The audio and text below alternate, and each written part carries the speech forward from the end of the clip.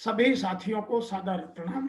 आज हम awareness of latest labour laws की सीरीज के तहत बात करेंगे कि कार्य के घंटों में जो भारत सरकार के श्रम मंत्रालय ने कल एक बड़ी सूचना दी है उससे संबंधित। और यह एक अच्छा कदम है कि भारत सरकार के श्रम मंत्रालय ने कार्य के घंटों में कोई बदलाव स्वीकार नहीं किया है।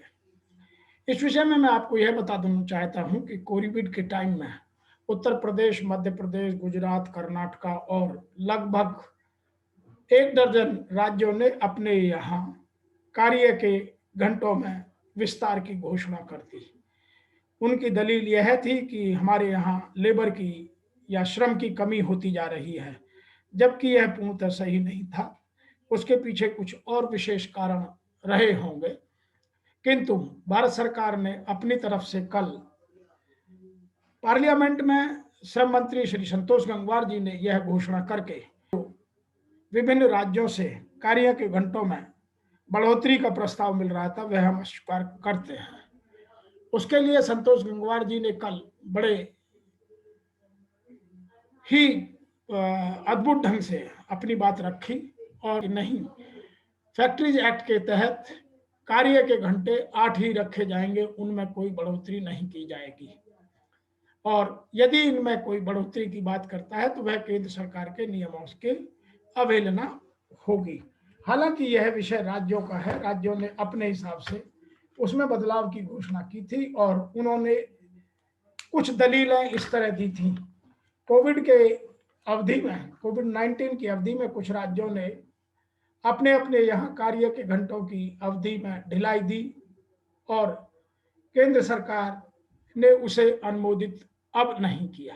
नंबर 2, 8 घंटे की जगह पर वह 12 घंटे मजदूर से काम करा सकते थे, जिसको वर्तमान सरकार ने अब अस्वीकार कर दिया है।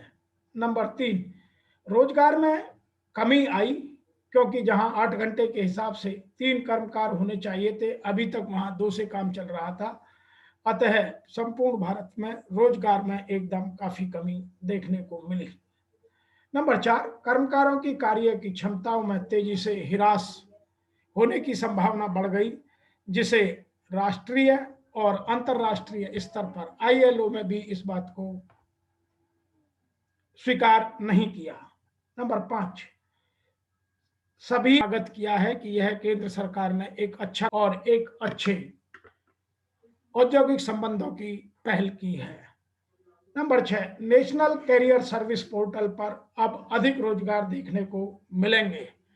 अतः भारत सरकार इसी तरह यदि कुछ कदम लेती रही तो जो अभी वर्तमान में उन्होंने 4 कोड पास कर जिन्हें 1 अप्रैल 2021 से लागू करने की बात चल रही है, उनके रूल्सों में जो बदलाव आएंगे उनसे अब उनमें काफी प्रबल संभावनाएं बढ़ गई हैं कि वह अब भारत की वर्तमानों की कार्य करने की क्षमताओं को ध्यान में रखते हुए उनकी सभी जो बॉडीज हैं उनके को आए हैं, उनको ध्यान में रखते हुए सभी रूलों में, सभी उपनियमों में बदलाव संभव हो सकता है।